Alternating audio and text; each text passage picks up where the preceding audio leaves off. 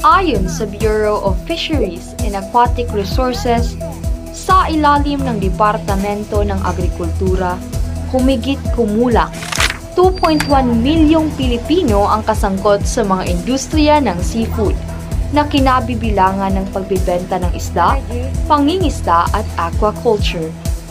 Sa isang sulok ng masiglang palengke sa poblasyon, sa lungsod ng San Miguel sa Bohol, naroon si Aling Dora, ang masipag na tindera ng sari-saring isda.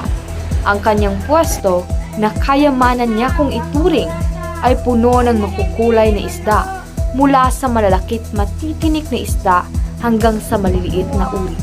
Bawat klase ay mayroon siya.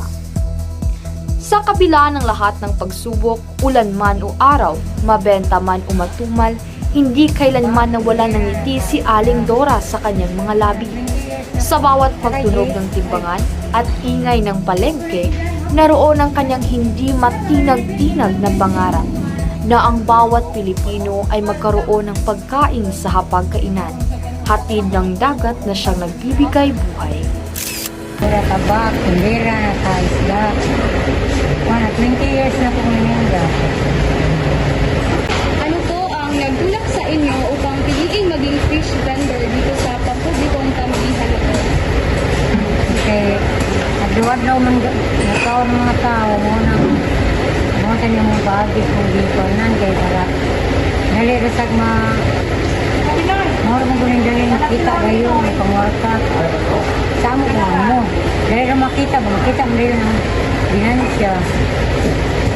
Maaari niyo po ba ang ilahad sa amin ang mga hamon na inyong nakasasalamuhan sa araw-araw ng paghahanap buhay? Isa'y palit, isa'y minaw. Pero hindi pa rin na nakalit ang isda, isa'y ang bigay ng minaw. Isa'y makabinansya, isa'y logi. Naranasan niyo na po bang makasalamuhan ng mga consumer na hindi gaano kagandahan ng asal?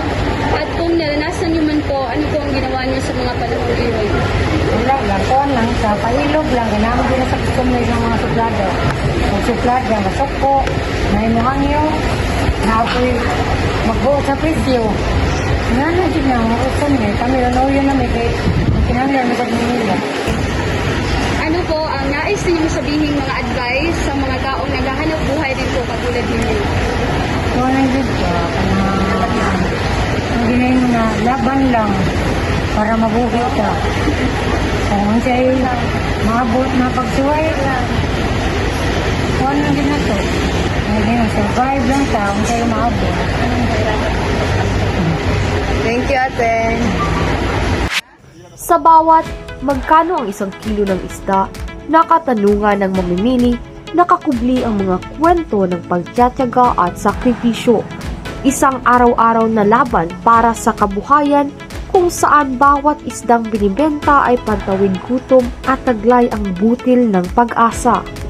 Sa likod ng bawat ngiti at tagaktak ng pawis sa noo, naroon ang tunay na kwento ng mga maliliit na negosyanteng Pilipino. Matatag, mapagtiis, handang magsilbi sa lipunan at palaging handang harapin ang bawat hamon ng buhay.